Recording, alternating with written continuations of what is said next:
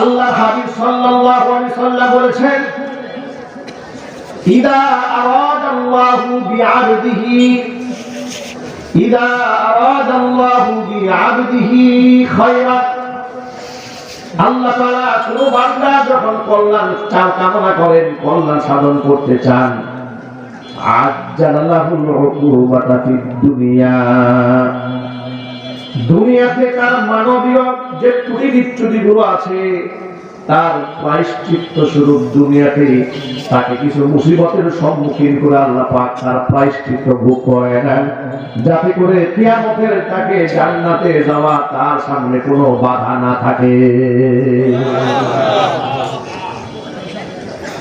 আল্লাহ নবী সাল্লাল্লাহু আলাইহি ওয়াসাল্লাম বলেন, ইদা আরাদাল্লাহু বিআবদিহি খায়রান, আল্লাহ পাক যখন কোনো বান্দার কল্যাণ চান, আজ্জালা লাহুল উকুবাতা ফিদ দুনিয়া, দুনিয়াতে তার শাস্তিকে ত্বরান্বিত করেন।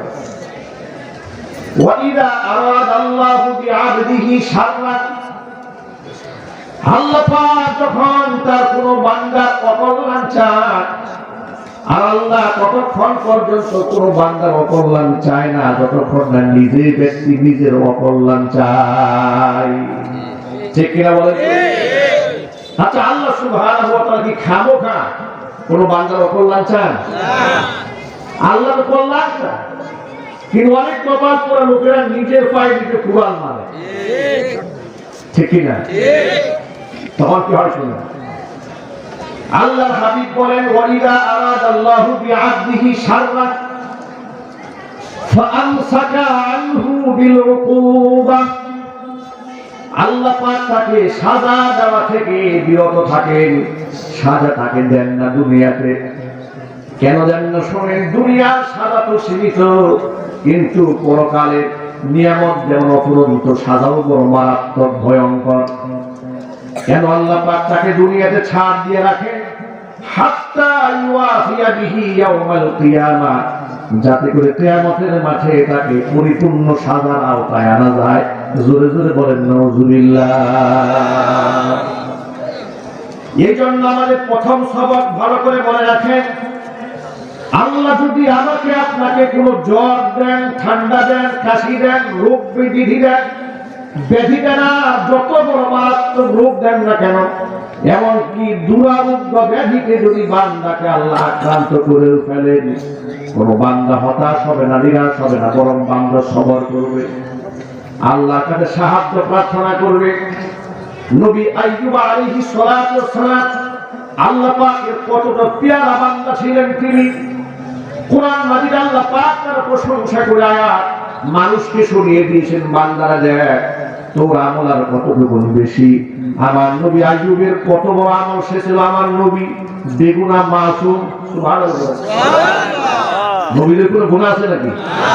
দুনিয়া পুরো নবীর গায়ে আল্লাহ পাক যারা পরিমাণ গুনাহ লাগতে দেন নাই। আল্লাহু আকবার। হেফাজত কে করেছেন? আল্লাহ নিজেই করেছেন। কোরআনে কারীমের সূরা আম্বিয়ার মধ্যে আল্লাহ ইতিহাস বলেন, وَأَيُّوبَ إِذْ نَادَى رَبَّهُ أَنِّي مَسَّنِيَ الضُّرُّ وَأَنْتَ أَرْحَمُ الراحمين। আইয়ুব আলাইহিস সালাতু ওয়াস সালাম 60 বছর যখন বয়স হলো, তিনি রোগে আক্রান্ত হলেন। একটানা 7 বছর চরম পর্যায়ে রোগ বেড়ে গেল। এমন অবস্থা হলো যে গায়ের গোশতগুলো দেহ থেকে খসে খসে পড়ে যাচ্ছে। স্ত্রী, পরিবার, পরিজন সব তাকে ছেড়ে পালায় গেল। একজন মাত্র স্ত্রী তাকে সঙ্গ দিয়েছে। এলাকার লোকেরা তার থেকে নিরাপদ দূরত্ব বজায় রাখার জন্য তাকে এলাকা থেকে তাড়িয়ে দিল। তাকে জনৈক ব্যক্তি জিজ্ঞেস করলো, আপনি আল্লাহ পাকের নবী, আপনার কোনো গুনাহ নাই, কিন্তু আপনি যে এত বড় রোগে আক্রান্ত হলেন, আপনার কি একটু রাগ হয় না, একটু গুসা হয় না? আপনার আল্লাহর উপর একটু অভিযোগ আরোপ করতে বলা চায় না? প্রশ্ন করলেন। আইয়ুব আলাইহিস সালাতু ওয়াস সালাম জবাব দেন, বলেন, আল্লাহর বান্দা শোনো, আমার তো রোগ হয়েছে সবে মাত্র 7 বছর। একটানা 60 বছর আল্লাহ আমাকে সুস্থতার নিয়ামতে ধন্য করেছিলেন। এই যে 60 বছর আল্লাহ সুস্থতার নিয়ামত দান করলেন, আমি তো সেই 60 বছরের নিয়ামতের শুকরিয়া আদায় করতে পারি নাই। সবে মাত্র 60টা বছর আমার রোগ হয়েছে, আমি তো হতাশ হয়ে যাব, আমি নিরাশ হয়ে যাবো আমার রবের উপরে? মোটেও না। আমি আমার রবের দয়ার ভিখারি, রহমতের আমি কাঙ্গাল। আল্লাহু আকবার। আমি তার দয়া চাই, আমি তার মহব্বত চাই, আমি তার ভালোবাসা চাই, তার উপর আমার কোনো অভিযোগ নেই। আল্লাহর কাছে যে ভাষায় তিনি দোয়া করেছিলেন, এই ভাষাটা আমাদের মনে রাখা উচিত। নবীগণের মুখের ভাষা কতটা আদবে পরিপূর্ণ, কতটা ভদ্রতায় ভরা, আখলাকে পরিপূর্ণ, আদব সম্মিলিত। আল্লাহ নবীগণ আল্লাহর সাথে কথা বলেছেন, দুয়ার মধ্যেও আল্লাহর সাথে আদব রক্ষা করেছেন। আজকালকে কিছু কিছু মাহফিলে দেখা যায় বক্তারা দোয়া করে, আল্লাহ আমারে মাফ করে দে, মানে এসকে ঠেলায় আল্লাহকে তুইটাই বলা শুরু করে। কি রে কামে আছে না নাই? চিটাগংয়ের এক কুখ্যাত এক মাহফিলে বসে বলল, এখানে চিৎকার দিয়ে বলছে, আল্লাহ আমি অমুক তোমার কাছে আত্মা জানাইছি, হাত ফিরাই দিও না, খেলা করছো। আচ্ছা, আল্লাহ কি আমার দোয়া শুনতে বাধ্য? একটু আওয়াজ দিয়ে বলেন।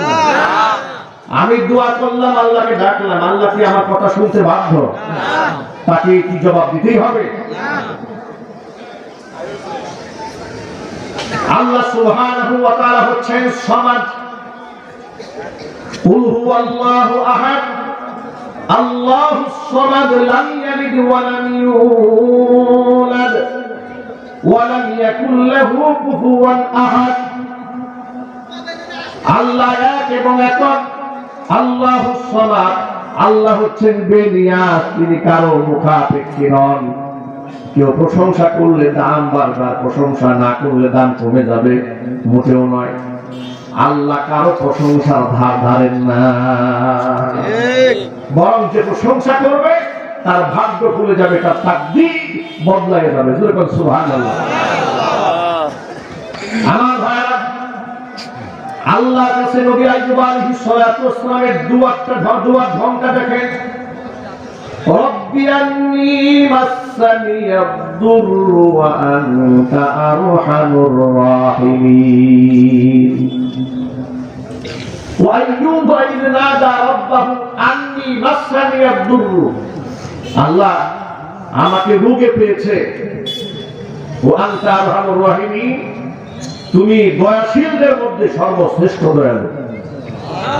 কথার মধ্যে কোনো ব্যাখ্যা নাই, কোনো বিশ্লেষণ নাই। আল্লাহকে কি খুব ভালো করে বোঝাইতে হবে? আল্লাহ তুমি দেখো না যে আমার কুষ্ঠগুলো পড়ে যাচ্ছে, চামড়াগুলো নষ্ট হয়ে যাচ্ছে, এলাকার লোকেরা আমাকে বের করে দিয়েছে, পরিবারের লোকেরা আলাদা হয়ে যাচ্ছে। আচ্ছা, আল্লাহকে কি এত তাফসীর করে বলার কোনো প্রয়োজন আছে? আল্লাহকে এত কিছু বোঝানোর প্রয়োজন নাই। কিন্তু যে শব্দটা তিনি ব্যবহার করলেন, কতটা আদব রয়েছে, কতটা ভদ্রতা রয়েছে তার মধ্যে, এর মধ্যে শিক্ষা রয়েছে আমাদের জন্য। আল্লাহর কাছে যখন আমরা কিছু চাই, সর্বোচ্চ বিনয়ের সাথে আল্লাহর কাছে চাইতে হবে, আদব রক্ষা করে চাইতে হবে, অভদ্রচিত হবে। আল্লাহর কাছে ডিমান্ড করা যাবে না। আল্লাহর কাছে ডিমান্ড করা আগে একটা বিষয় খেয়াল করে, এদেশের দায়িত্বশীল এমপি, মন্ত্রী, প্রধানমন্ত্রী, তাদের কার্যালয়ে দেশের কোনো নাগরিক যখন কোনো ডিমান্ড করে, কিছু আবদার করে, আবদার করার আগে এতগুলা প্রশংসা বাণী আগে পত্রের মধ্যে লেখে। একটু জোরে বলতে হবে, আদব তাকে ইমপ্রেস করে, তার মনে আগে জায়গা করে, অনেকগুলা কথা আগে প্রশংসা বলে। এই যে মানুষ আগে প্রশংসা করে পরে দাবি করে, এটাও মানুষকে আল্লাহ শিখিয়েছে। সুবহানাল্লাহ বলবেন না? এটা কে শিখিয়েছেন? যদি বলেন, আল্লাহ শিখিয়েছে এই পদ্ধতি। এই পদ্ধতি মানুষ জানতো না। এই পদ্ধতি আল্লাহ শিখিয়েছেন সূরা ফাতিহার ভেতরে। আল্লাহ পাক রব্বুল আলামিন শিখালেন, বান্দারে আমার কাছে কিছু চাওয়ার আগে আগে প্রশংসা করে নে, আগে বল আলহামদুলিল্লাহি রাব্বিল আলামিন, আর রহমানির রহিম, মালিকি ইয়াউমিদ্দিন, إياك نعبد وإياك نستعين اهدنا الصراط المستقيم صراط الذين أنعمت عليهم غير المغضوب عليهم ولا الضالين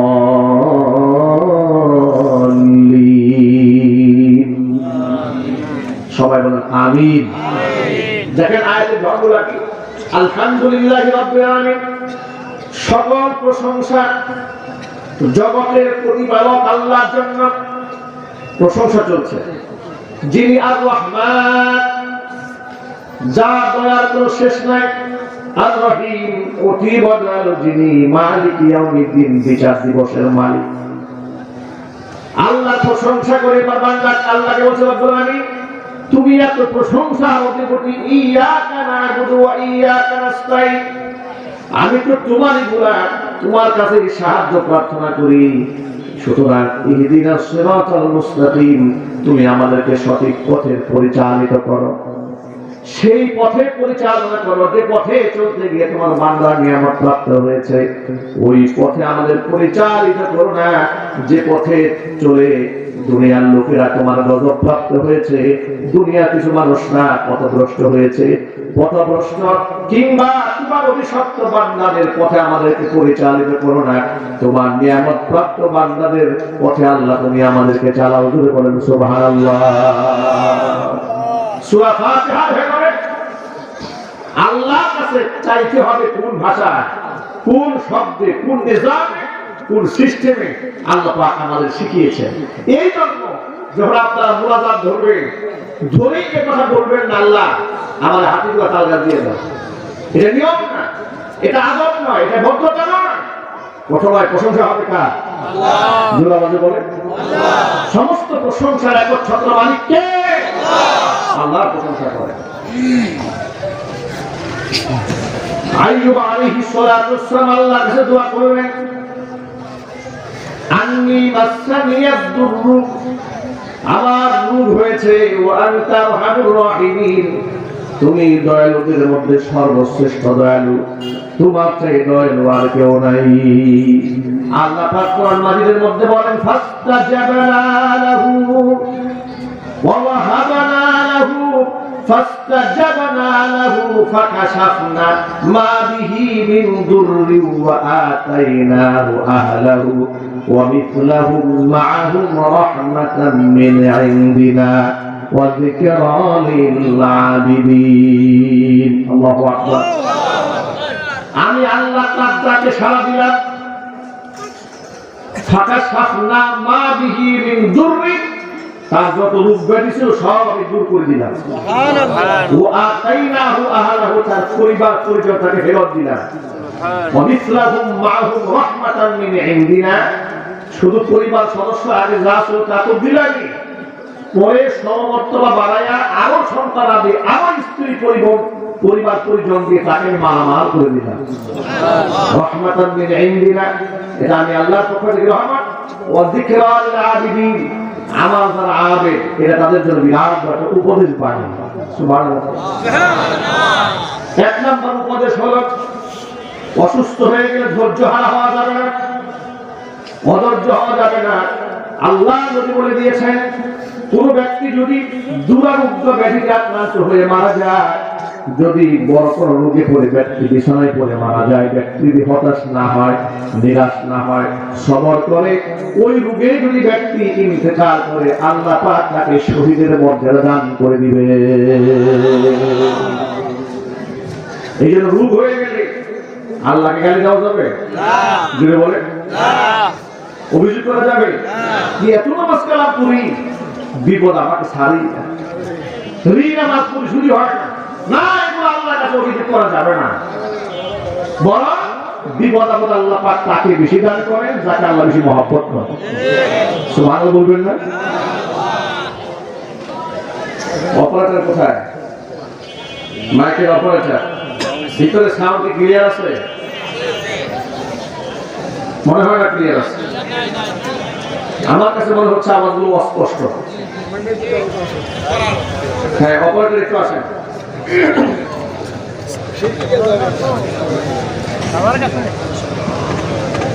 অপারেটর নাই এখানে?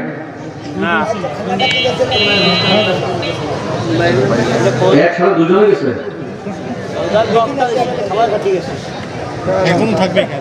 অপারেটর যিনি আছেন দ্রুত চলে আসেন, আওয়াজটা একটু পরিষ্কার করেন। তাহলে আজকের আলোচনার প্রথম সবক হলো আল্লাহ সুবহানাহু ওয়া তাআলা যে বান্দার কল্যাণ চায় তাকে আল্লাহ দুনিয়াতে কষ্ট দেন। এটা হাদিস দ্বারা প্রমাণিত। কথা বলেন ঠিক কি না? আল্লাহ তার অকল্যাণ চান তাকে আল্লাহ দুনিয়ার পাপের শাস্তি দেন না, যাতে করে পুষায় বাচ্চা দিতে পারে না। ঠিক কি না? এই জন্য সুদের ব্যবসা করে ঘুষ খায়া কোটিপতি হয়ে মুসের মধ্যে তেল মারার কোনো সুযোগ নাই। এই কথা চিন্তা করে যে ব্যাপারটাকে আল্লাহ তো আমার প্রতি মারাত্মক খুশি। হুজুরদের সব কথা মিথ্যা কথা বলে হুজুররা বলে সুদের শান্তি নেই, আমার কি বাড়ি গাড়ি অভাব নাই, টিপটিপ ঢেকুর তুলে কোনো লাভ নাই। এটাকে একটা এক্সাম্পল দিয়ে কাল্পনিক গল্প দিয়ে বোঝানো যায়। এভাবে এক ভদ্রলোক একটা গাধা পেয়েছে আর একটা ছাগল পেয়েছে। এখন কিছুদিন পরে এই ছাগলটাকে দৈনিক গোসল করায়, তেল মালিশ করে, আর গলা ধরে ফুলের মালা দেয় ঘুরায়। ছাগলে আর গাধাটা বোঝা সারাদিন বোঝা বাবায় পরে না গোসল আসছে না ঠিকঠাক মতো খাওয়া আসছে। ছাগল আর গাধার গল্প কাল্পনিক শিক্ষণীয়। গাধা ছাগলে গাধাকে দেখে বলে, গাধা তুই আসলে একটা গাধা, আমি তো গাধা, বলে লাভ কি? দেখছিস আমি হলাম ছাগল, মালিক আমাকে কত মহব্বত করে, মালিক আমাকে কত ভালোবাসে, প্রতিদিন আমাকে গোসল করায়, আমার গলায় ফুলের মালা দিয়ে এলাকার মধ্যে ঘুরায়, কত মহব্বত মালিকের আমার প্রতি। আর তোর কোনো মহব্বত নাই, তোর ঠিক মতো গোসল করায় না, তোর গলায় ফুলের মালা দেয় না, রশি ধরে টানে, পাশার মধ্যে লাঠি মারে, আর বড় বড় বোঝা তোর কাজের উপর চাপায় দেয়। তখন গাধা বলেন, ছাগল তোমার যে এত কদর বেড়েছে কেন, সে খবর কি তোমার আছে? না, সে খবর তো আমার নাই। একটু আকাশের দিকে তাকাই দেখো, কুরবানি চাঁদ উঠছে। কথা বলেন ঠিক না? তোমার কদর বেড়েছে কেন? কুরবানি চাঁদ উঠেছে, কদিন পরে মালিক তোমাকে জমাই দেবে, এই জন্য খাওয়াই দাওয়া হৃষ্টপুষ্ট বাড়াচ্ছে। অতএব হারাম খাওয়ার পরেও যারা হৃষ্টপুষ্ট হন, বোঝা গেল মালিক জাহান্নামের লাকড়ি বানাবার জন্য তোমাকে ছাড় দিয়েছে। খুশি হওয়ার কোনো কারণ নাই, বিপদগ্রস্ত মানুষকে দিকে উপহাস করার কোনো কারণ নাই। হুজুররা কি ওয়াজ করে, এদের তো অভাবই যায় না। আর আমরা যে এত চুরি করলাম, ডাকাতি করলাম, মানুষের টাকা বেড়ে গেল, জমি জমা দখল করলাম, আমরা ল্যান্ড ক্লোজার, গাড়ি বাড়ি নারী মিট ইন্ডাস্ট্রি ফ্যাক্টরি সব আছে, অভাব তো আমাদের নাই। তাদের উদাহরণ এরকম, অপেক্ষায় থাকো, তোমার চর্বি আল্লাহ বাড়াচ্ছেন জাহান্নামের আগুনের লাকড়ি বানাই দেওয়ার জন্য। চিল্লাই বল ঠিক না?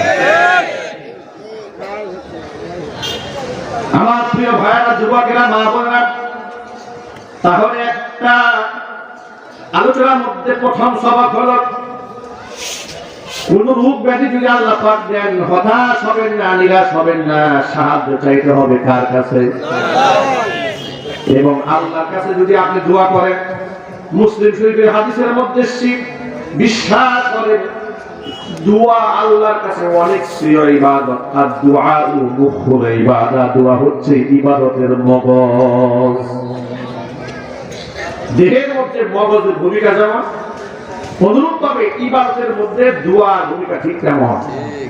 দোয়া মানে আল্লাহর কাছে ফরিয়াদ করা, আল্লাহর কাছে প্রার্থনা করা, আল্লাহর কাছে চেয়ে নেওয়া। এটা আল্লাহ এত খুশি হন আল্লাহর কাছে চাইলে।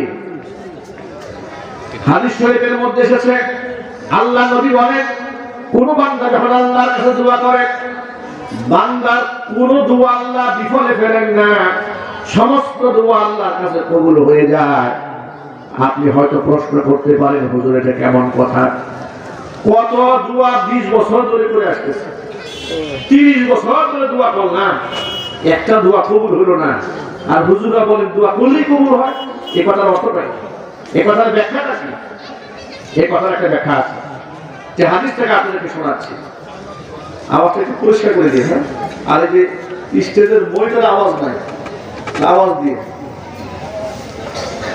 বন্ধুগণ, এই প্রশ্ন সবার মনের মধ্যে আসে, এত দোয়া করলাম, দোয়া তো কবুলই হয় না, অথচ কোরআনে আল্লাহর ওয়াদা আছে, উজিবু দাওয়াতাদ দাঈ ইযা দাআন। কোন আহ্বানকারী, দোয়াকারী আমার কাছে দোয়া করলে সেই ডাকে আমি আল্লাহ সাড়া দিই। আচ্ছা, আপনারা বলেন তো, কোরআনে কি আল্লাহ মিথ্যা কথা বলছেন? এই জবাব তো সবাই দিন না। কোরআনে আল্লাহ ভুল বলেছেন? আল্লাহ বলেন উজিবু দাওয়াতাদ দাঈ ইযা দাআন। গেল কোরআন শরীফের আয়াত। এটা আল্লাহর ওয়াদা যে বান্দা ডাকলে বান্দার ডাকে আমি সাড়া দেই। এবং আরেকটা কথা প্রসঙ্গক্রমে এখানে বলে রাখি, আল্লাহ বান্দার ডাকে সাড়া দেন। আল্লাহ বান্দার ডাক শোনার ক্ষেত্রে কিংবা ফরিয়াদ গ্রহণ করার ক্ষেত্রে মাঝখানে কোনো ওয়াসিতা, কোনো মিডিয়া, কোনো ভাইয়ার প্রয়োজন হয় না। আল্লাহু আকবার। বাংলাদেশে অশিক্ষিত, মূর্খ কিংবা জাহেল পীর ফকির আছে, কিছু আছে হক্কানি পীর আর কিছু আছে বাতিল পীর। বাতিল পীরের মুরিদরা আপনাকে শেখাবে যে প্রধানমন্ত্রীর কাছে সরাসরি যাওয়া যায় না, অতএব আল্লাহর কাছে সরাসরি কেমনে যাবে? সুতরাং পীরের উসিলা দিয়ে দোয়া করো, পীরকে মাধ্যম বানান। আল্লাহ কথা, বান্দার সাথে আল্লাহর যে রিলেশন, আল্লাহর যে যোগ সাজস, আল্লাহর যে সম্পর্ক, এটা এতটা গভীর। কোরআনে কারিমে বহু আয়াতে আল্লাহ সুবহানাহু ওয়া তাআলা মানুষের প্রশ্নের জবাব দিয়ে রাসূল সাল্লাল্লাহু আলাইহি ওয়াসাল্লামকে দায়িত্ব দিয়েছে, হে রাসূল জবাবটা আপনি দিয়ে দেন। অনেক প্রশ্ন আছে, উদাহরণ দুই একটা বললে অনেক সময় লাগবে।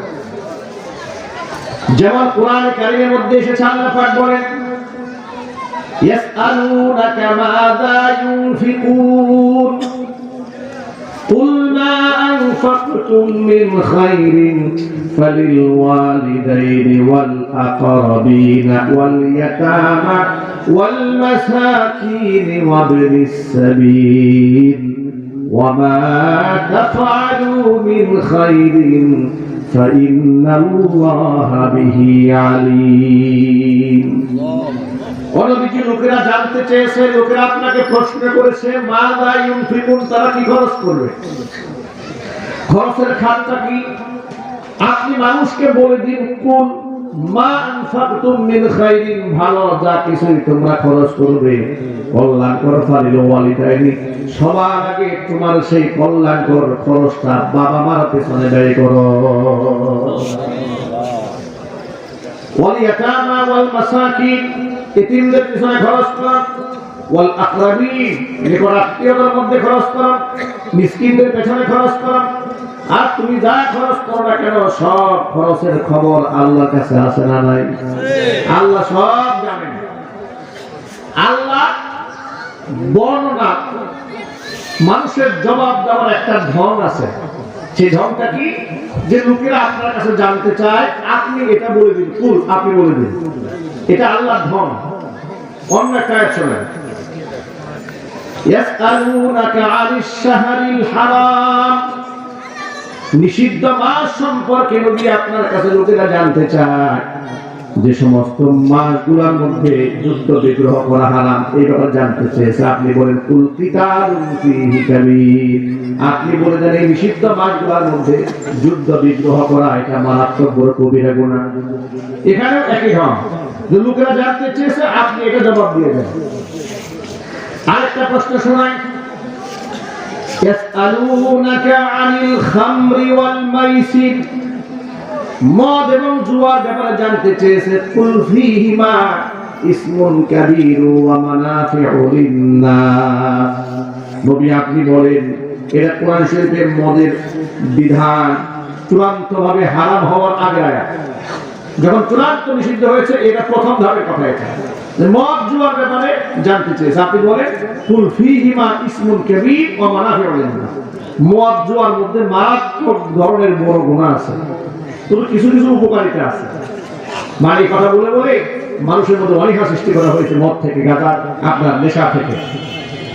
এখানে একই ঢঙে আল্লাহ জবাব দিয়েছেন। আল্লাহ ঢংটা কি? ঢংটা হল লোকেরা জিজ্ঞেস করছে, আপনি জবাবটা দেন। ঠিক এইভাবে একের পরে এক করে শুধু অনেকগুলো আয়াত আছে, দেখতে যাবে লম্বা কথা। এটা হচ্ছে আল্লাহ মানুষের জবাব দেওয়ার স্বাভাবিক ঢং, যে লোকেরা জিজ্ঞেস করেছে জবাব কুল আপনি দেন। কেবলমাত্র একটা বিষয়ে প্রশ্নের জবাব দিতে গিয়ে আল্লাহ পাক তার রাসূলকে বলেন না যে আপনি বলেন, সেই ব্যাপারটা কি শুনেন? আল্লাহ পাক বলেন وَإِذَا سَأَلَكَ عِبَادِي عَنِّي فَإِنِّي قَرِيبٌ। নবীজি সব আমার বান্দারা যদি আমার ব্যাপারে জানতে চায় তাহলে মাঝখানে আল্লাহ বলেন ও নবী আপনি বলে দেন যে আমি বান্দার কাছে আছি। আল্লাহ পাক বলেন وَإِذَا سَأَلَكَ عِبَادِي عَنِّي فَإِنِّي قَرِيبٌ। মাঝখানে আপনার বলার দরকার নাই, আমি আমার বান্দাকে নিজে জবাব দিয়ে বলছি, বান্দারে আমার সম্পর্কে জানতে চাস আমি তোর খুব কাছাকাছি আছি। আল্লাহু আকবার বলে। দেখেছেন এখানে কুল শব্দ নাই, কুল আছে এখানে না, এখানে কুল নাই। সব জায়গার মধ্যে কুল বলে রাসূলকে জবাব দিতে বলা হয়েছে, কিন্তু আল্লাহর ব্যাপারে যখন জানতে চেয়েছে বান্দা, আল্লাহ পাক বলেন এ দায়িত্ব আপনার না, বান্দা আমার ব্যাপারে জানতে চেয়েছে, বান্দাকে দেখে বলছি বান্দারে আমি তোর কাছে আছি। বিষয়টা একটু দিতে বুঝতে হবে। মহান মুফাসসিরিন কেরাম এই শব্দের তাত্ত্বিক বিশ্লেষণ করেছেন যে মাঝখানে আল্লাহ পাক তার রাসূলকে এই জবাবের ক্ষেত্রে মিডিয়া বানান নাই, ওয়াসিতা মাঝখান থেকে আল্লাহ মাধ্যম উঠায় দিয়েছেন। আল্লাহ বুঝাতে চেয়েছেন বান্দারে আমি তোর খুব কাছে, তুইও যখন আমাকে ডাকবি কোনো ফাসলা নাই, কোনো ওয়াসিলা নাই, তোর ডাকে আমি আল্লাহ সাড়া দেব। সুতরাং ভাইরা আমার, কোনো কিছু চাওয়ার যদি প্রয়োজন হয় কোনো ভূমিকা নাই, কোনো দরগা দুর্গায় নয়, নিজের ঘরের কোনায় যায় নামাজে কোনায় দাঁড়িয়ে যান, তাহাজ্জুদের নামাজে দাঁড়িয়ে যান, চোখের পানি ফেলেন আর আল্লাহর কাছে চান। আল্লাহ রাব্বুল আলামিনের ওয়াদা আছে আমার বান্দা আমাকে ডাক দেবে, বান্দা যাকে আমি সাড়া দিয়ে দেব। আল্লাহর হাবিব বলেছেন, হাদিসটা মুসলিমে এসেছে, কোন বান্দা যখন দোয়া করে কোন দোয়া বিফলে যায় না, দোয়াগুলোর 3 সূরতের যে কোনো একটা সূরত হয়ে যায়। ওই যে আগেই বললাম আপনার তো কষ্ট করে 20 বছর দোয়া করলাম জবাব পাইলাম না, জবাব আছে, জবাবটা শুনেন। আল্লাহর হাবিব বলেন দোয়া করলে কোন দোয়া বিফলে যায় না, আল্লাহ ভ্যানিশ করে দেয় না, ধ্বংস করে না।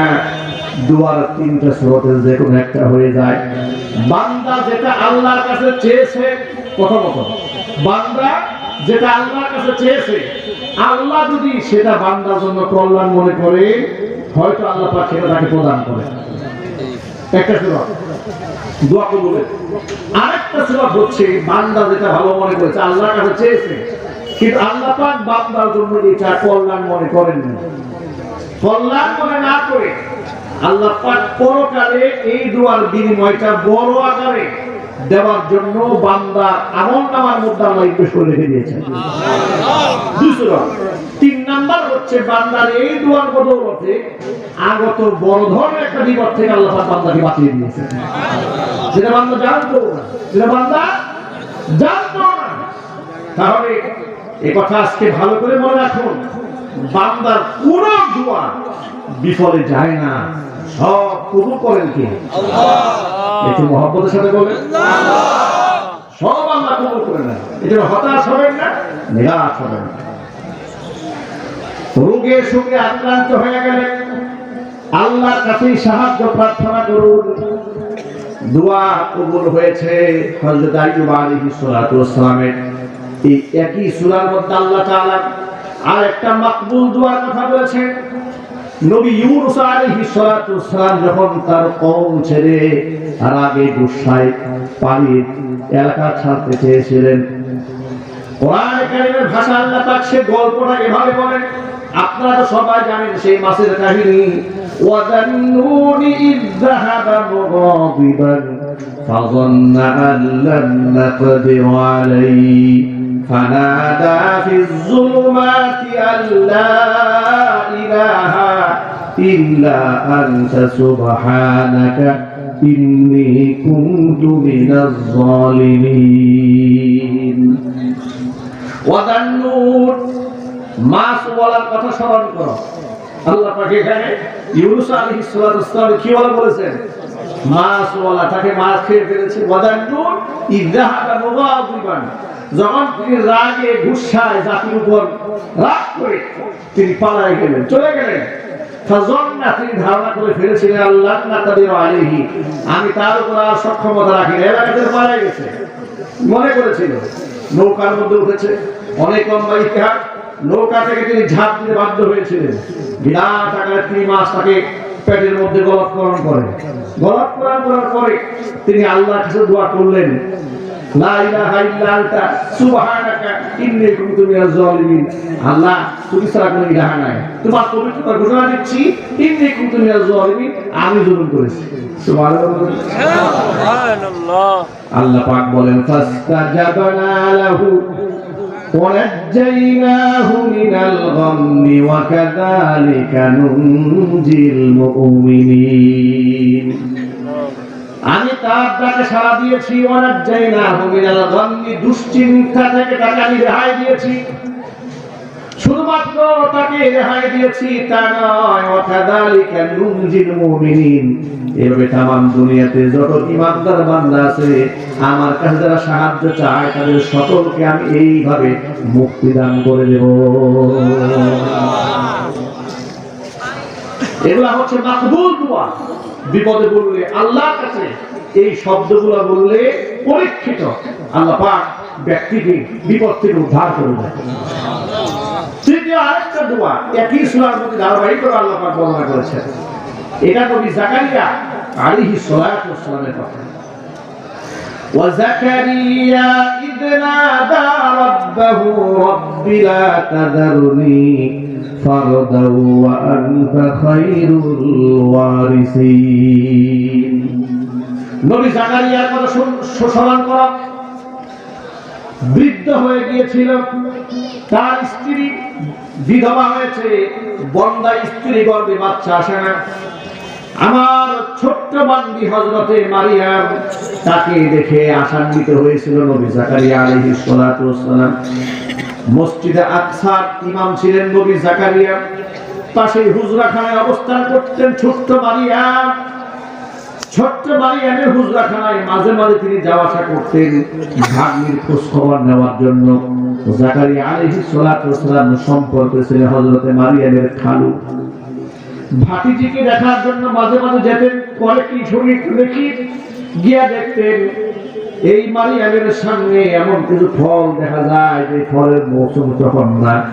গোটা ওই বাইতুল মাকদিস এলাকার মধ্যে এই ফলের কোনো আবাদ ওই সময় নাই। এই ধরনের দামি দামি ফল তারা সামনে দেখা যায়। নবী হয়ে তিনি প্রশ্ন করেন না, এগুলো পাও করি, কিন্তু যখনই যান তখনই দেখে, যখনই যান তখনই দেখে। তখন তার মনের মধ্যে একটা আগ্রহ জন্মালো যে মারিয়াম এগুলো পাই করি। কোরআন কারিমে সূরা আল ইমরানের লম্বা ইতিহাস আছে, শুধুমাত্র কাটটি উল্লেখ করছে, তাতে করে কথাগুলো মনে থাকে। লম্বা কথা বলে মানুষ ভুলে যায়, ঠিক কিনা বলেন? মোটা দাগের কথাটা মানুষ মনে রাখে ভালো। আল্লাহ রাব্বুল আলামিন বলেন, কুল্লামা দাখালা আলাইহা যাকারিয়াল মিহরাব ওয়াজাদা ইনদাহা রিজকা ক্বালা ইয়া মারইয়াম আন্না লাকি হাযা قالت هو من عند الله إن الله يرزق من يشاء بغير حساب। যখনই জাকারিয়া আলাইহিস সালাম মারিয়ামের হুজরাখানায় যেত, সেখানে গিয়া বেমৌসুমি ফল দেখতে পেত। একবার জিজ্ঞেস করলো, মারিয়াম আন্না লাকি হাযা, আইনা লাকি হাযা, এই খাবার পাও কই? কে নিয়ে আসে তোমাদের এই খাবার? এই ফল তো নাই। হযরত মারিয়াম ছোট্ট মেয়ে জবাব দিয়ে বলছেন, হাযা মিন ইনদিল্লাহ, এটা আল্লাহ পাকের পক্ষ থেকে আসে। সুবহানাল্লাহ। আরো আসতে সুবহানাল্লাহ বলে। ছোট্ট মেয়ে বলছে এটা আল্লাহর পক্ষ থেকে আসে, এটা মানুষ দেয় না। আল্লাহর পক্ষ থেকে জান্নাতি ফল আমার কাছে সরবরাহ করা হয়। এই কথা শুনে হযরত জাকারিয়া একজন নবী, আল্লাহর প্রতি কত ঈমান, কত ভালোবাসা, তিনি আশান্বিত হবে।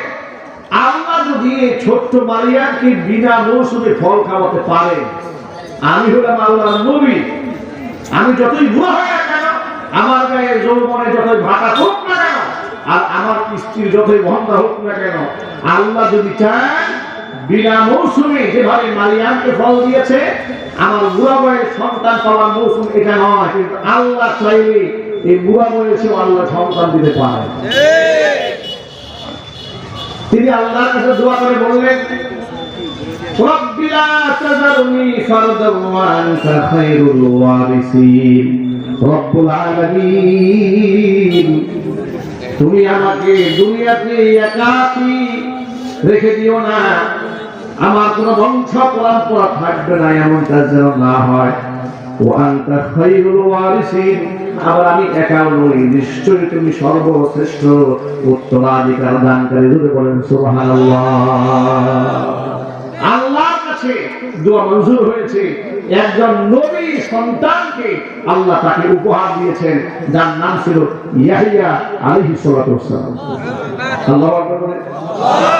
এটা থেকে এর একটা শিক্ষা পাওয়া গেল, যা আল্লাহর কাছে চাইতে হলে অসম্ভব কোনো ব্যাপার যে আল্লাহর কাছে চাইলে এটা কি দেওয়া সম্ভব না, সম্ভব না। আমি রিক্সা চালাই খাই, আমি মক্কা মদিনায় যাব, আল্লাহর কাছে বলবো, এটা কি সম্ভব নাকি? এই ধরনের চিন্তা করার কোনো কারণ নাই। অনেক শিল্পপতি যিনি প্রতি মাসে 10 বার আপ ডাউন করতে পারতেন মক্কা মদিনায়, কিন্তু জিয়ারত করা আগে মরে গেছেন। অনেক রিক্সা চালকরা আল্লাহর ঘর জিয়ারত করে আসছেন। কথা বলতে হবে ঠিক না? এটা আপনার কাছে অসম্ভব মনে হলেও রব্বুল আলামিনের কাছে কোনো কিছুই অসম্ভব নয়। এজন্য আল্লাহর কাছে চেয়ে নিতে হবে সবকিছু, এবং সেই চাওয়ার মধ্যে থাকতে হবে সর্বোচ্চ আদব, সর্বোচ্চ ভদ্রতা। এই তিনটা মাকবুল দোয়া, যে দোয়া করে রেজাল্ট পেয়েছেন নবী আইয়ুব আলাইহিস সালাতু ওয়াস সালাম, যে দোয়া করে রেজাল্ট পেয়েছেন নবী ইউনূস আলাইহিস সালাতু ওয়াস সালাম, যে দোয়া করে ফল পেয়েছেন নবী জাকারিয়া আলাইহিস সালাতু ওয়াস সালাম, আমরা কি এই দোয়াগুলো আল্লাহকে করতে পারবো না ইনশাআল্লাহ? ইনশাআল্লাহ। নাকি সন্তান না হলে মাজারে চলে যাবেন মান্নত করে? এই কপাল পুরা দেশে আছে না নাই? আছে। চিল্লায় বলতে আছে না নাই? আছে। আর এই কপাল পুরা না, সন্তান দেয় কি আর তুমি চাও কার কাছে? আল্লাহর ওলিদেরকে সম্মান করেন, মহব্বত করেন, ভালোবাসেন, এটা আমরাও চাই। কারণ আল্লাহর ওলিদেরকে ভালোবাসার কথা হাদিসের কুদসির মধ্যে এসেছে, তাদের সাথে দুশমনি রাখা যাবে না। হাদিসে কুদসির আল্লাহ নবী বলেন, আল্লাহ পাক বলেন, মান আদালি ওয়ালিয়ান ফাকাদ আযানতুহু বিল হারবি।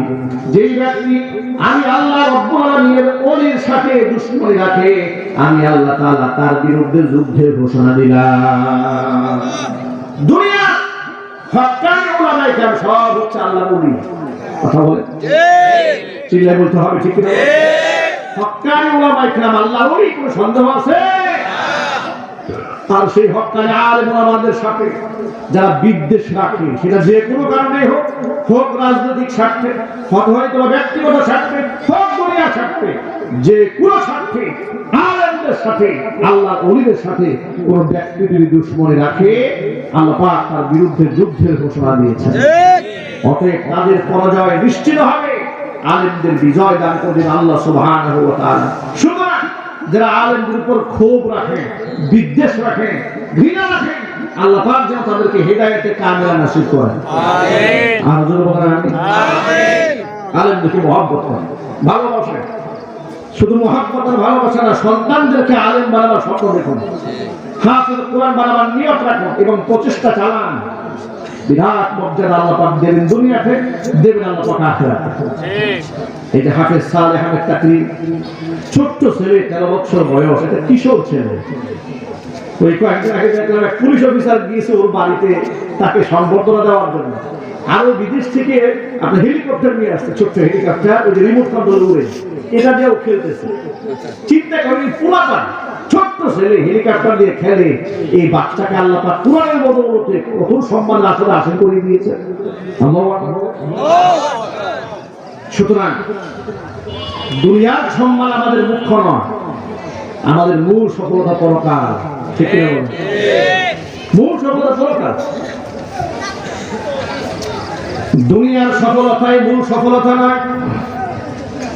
কোরআন কারীম আল্লাহ পাক বলেন, কুল্লু নাফসিন যায়িকাতুল মাউত ওয়া ইন্নামা তুওয়াফাউনা উজুরাকুম ইয়াওমাল কিয়ামাহ فمن زحزح عن النار وأدخل الجنة فقد فاز وما الحياة الدنيا إلا متاع الغرور الله أكبر প্রত্যেক প্রাণীকে মৃত্যুর স্বাদ আস্বাদন করতে হবে সব মরে যাবে আস্তিক নাস্তিক ঈমানদার বেঈমান কেউ বেঁচে থাকতে পারবে না হাজার কোটি টাকার মালিক হলেও টাকার বিনিময়ে কেউ বাঁচতে পারবে না মৃত্যুর সময় যখন চলে আসবে তাকে কান দিয়ে দুনিয়া থেকে ছিনিয়ে আনা হবে এরপরে কিয়ামতের মাঠে তোমাদের আমলের প্রতিদান তোমাদেরকে পূর্ণ আকারে হাতের মধ্যে উঠিয়ে দেওয়া হবে ফামান যুহজিহা আনিল্লাহ সেদিন যাকে জাহান্নামের আগুন থেকে মুক্ত করে দেওয়া হবে ওয়া উদখিলাল জান্নাত জান্নাতে প্রবেশ করানো হবে ফাকাদ ফাত ওই ব্যক্তি সফল জোরে জোরে বলেন আল্লাহু আকবার ওয়াল হায়াতুদ দুনিয়া ইল্লা মাতাউল গুরুর দুনিয়ার এই চাকচিক্যময়তা এটা হচ্ছে ধোঁকার জিন্দেগি প্রতারণা ছাড়া কিছুই নয় সব হচ্ছে মরিচিকা বিশ্বাস হয় না কয়েকটা উদাহরণ দিই বিশ্বাস হবে দুনিয়াতে কত বড় মরিচিকা সেটা তো আল্লাহ তাআলা অনেকবার মানুষকে হাতে ধরে করে দেখিয়েছেন কয়েকবার না হাজারো বার লাখো বার এই পৃথিবীবাসীকে আল্লাহ দেখিয়েছে দুনিয়া হচ্ছে ছল ছাতুরি এটা হচ্ছে মিথ্যা এটা ধোঁকা এটা প্রতারণা এই করোনাকালীন সময় দেখেছেন না স্বামীর করোনা হয়েছে বউ দোতলায় থাকে নিচে নামে না ঠিক আছে নেতা মারা গেছে করোনা আক্রান্ত হয়ে সারা জীবন যে স্লোগান দিয়েছে আমার নেতার চরিত্র ফুলের মতো পবিত্র নামাজ পড়ে না এক ওয়াক্ত সারা জীবন স্লোগান দিয়েছে ওই নেতা বলল এই কর্মী নেতার লাশের কাছেও যায় না কিংবা এই কর্মী মরেছে নেতা ঘর থেকে বের হয় না ঠিক কিনা বলেন দুনিয়াতে কত বড় মরিচিকা কত বড় ধোঁকা কত বড় প্রতারণা লাশ হয়ে স্বামী পড়ে আছে স্ত্রীদের কাছে যায় না স্ত্রী পড়ে আছে স্বামী যায় না বাবা মা পড়ে আছে সন্তান লাশের ধারে কাছেও যায় না পৃথিবীর বাস্তবতা মরিচিকা মিথ্যা প্রতারণা স্বার্থে একটু আঘাত লাগলে স্বার্থে একটু ব্যাঘাত সৃষ্টি হোক দেখবেন আপনার স্ত্রী আপনার কত মহব্বত কথা বলেন স্বার্থে একটু লাগুক যে সন্তানের জন্য হালাল হারাম বাঁচেন না জায়েজ না জায়েজ দেখেন না সন্তানকে বড়লোক বানাতে হবে শিল্পপতি বানাতে হবে সুদ ঘুষ দুর্নীতি চুরি চাওয়ানি আছে না নাই অত দুর্নীতি আছে না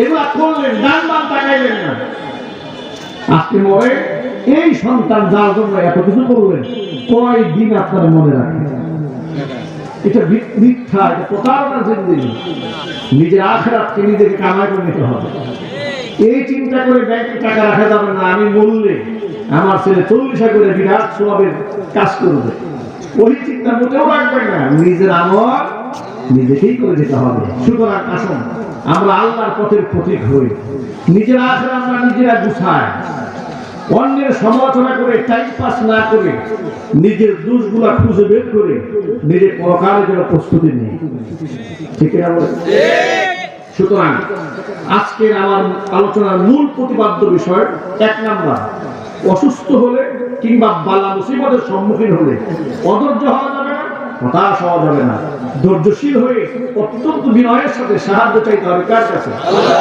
1 নাম্বার 2 নাম্বার যে কোনো মুসিবতের সময় আল্লাহর কাছে সাহায্য চাওয়ার সময় বিনয়াবনত চিত্তে আল্লাহর প্রশংসা করতে হবে ইউনুস আলাইহিস সালাম মাছের পেটে ঢোকার পর আগেই কয় আল্লাহ আমারে বাঁচাও আগে বলছেন সুবহানাকা আগে বলছেন লা ইলাহা ইল্লা আনতা আল্লাহ তুমি ছাড়া কেউ নাই সুবহানাল্লাহ আল্লাহর কাছে আগে বলে আল্লাহ তুমি ছাড়া কেউ নাই তুমি পবিত্র ইন্নী কুনতু মিনাজ জালিমিন আল্লাহ আমি জুলুম করছি এরপর আল্লাহ পাক উদ্ধার করেছেন।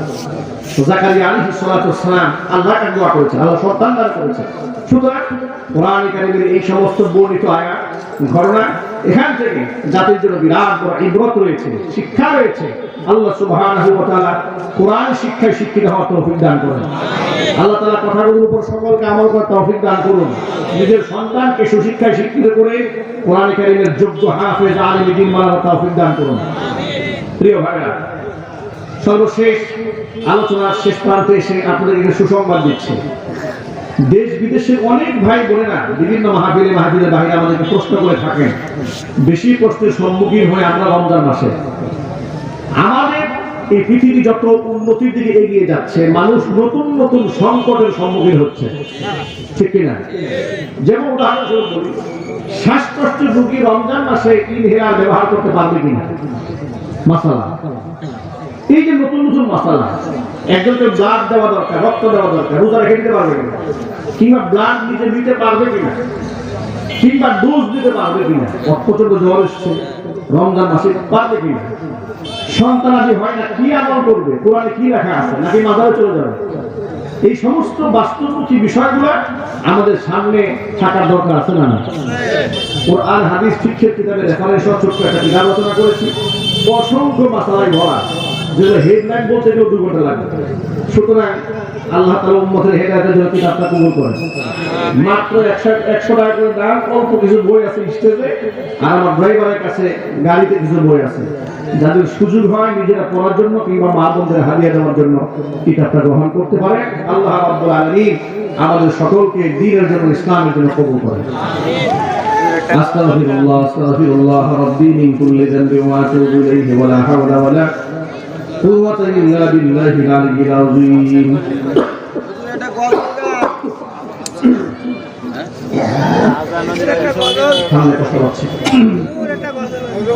এটা গজল গান, আমি প্রায় আজকে 8-10 দিন ধরে প্রচন্ড ঠান্ডায় কষ্ট পাচ্ছি, এখন কাশ হয়ে কথা বলতে কষ্ট হচ্ছে। আপনারা দোয়া করবেন আল্লাহ তাআলা যেন সুস্থতা নিয়ে আমার দান করেন। আল্লাহুম্মা আমিন। রব্বানা যালামনা আনফুসানা وإن لم تغفر لنا وترحمنا لنكونن من الخاسرين ربنا لا تزغ قلوبنا بعد إذ هديتنا وهب لنا من لدنك رحمة إنك أنت الوهاب ربنا فاغفر لنا ذنوبنا وكفر عنا سيئاتنا وتوفنا مع الأبرار রব্বুল আলামিন রহমতের নজরে তাকাই দেখো আমরা গুনাহগার বড় আশা নিয়ে তোমার শাহী দরবারে হাত দুখানা বাড়িয়ে দিয়েছি। মেহেরবানি করে আলোচনার ভুল বিয়াদবি ক্ষমা করে সওয়াবের হাদিয়াটুকু কবুল করে মঞ্জুর করে সোনার মদিনায় নবী পাক সাল্লাল্লাহু আলাইহি ওয়াসাল্লামের রওজা মুবারক পৌঁছে দাও। तमाम পৃথিবীর মাটির নিচে যত মুমিন মুমিনাত মুসলিমিন মুসলিমাত চিরবিদায় হয়ে চলে গেছেন, তাদের আরওয়াহের উপর সওয়াবের হাদিয়াগুলো পৌঁছে দাও। আমাদের মা বাপ যাদের দুনিয়ার জমিন থেকে চলে গেছেন, মা বাবার কবরগুলোকে জান্নাতের টুকরায় পরিণত করে দাও। আত্মীয় স্বজনের কবর আযাব কিয়ামত পর্যন্ত বন্ধ করে দাও। রব্বুল আলামিন এই মাদ্রাসাকে তুমি কিয়ামত পর্যন্ত কবুল করে নাও। মাদ্রাসার সমস্ত হাজাত তোমার গায়ে খাজানা থেকে মিটায় দাও। রব্বুল আলামিন যারা মাদ্রাসায় সাহায্য সহযোগিতা করেছে আল্লাহ সকলের দানকে কবুল করে নাও। রব্বুল আলামিন অত্র এলাকার সমস্ত মসজিদের কবর আযাব কিয়ামত পর্যন্ত বন্ধ করে দাও। আমাদের মধ্যে যারা অসুস্থ আছে মেহেরবানি করে আল্লাহ শিফায়ে কামিলা আজিলা কুল্লিয়া নসিব করে দাও। أني مسني الضر وأنت أرحم الراحمين لا إله إلا أنت سبحانك إني كنت من الظالمين رب لا تذرني فردا وأنت خير الوارثين رب ارحمهما كما ربياني صغيرا تقبل منا إنك أنت السميع العليم وتب علينا إنك أنت التواب الرحيم سبحان ربك رب العزة عما يصفون وسلام على المرسلين والحمد لله رب العالمين واجعل آخر كلمتنا عند الموت لا إله إلا ইল্লাল্লাহু মুহাম্মাদুর রাসূলুল্লাহ।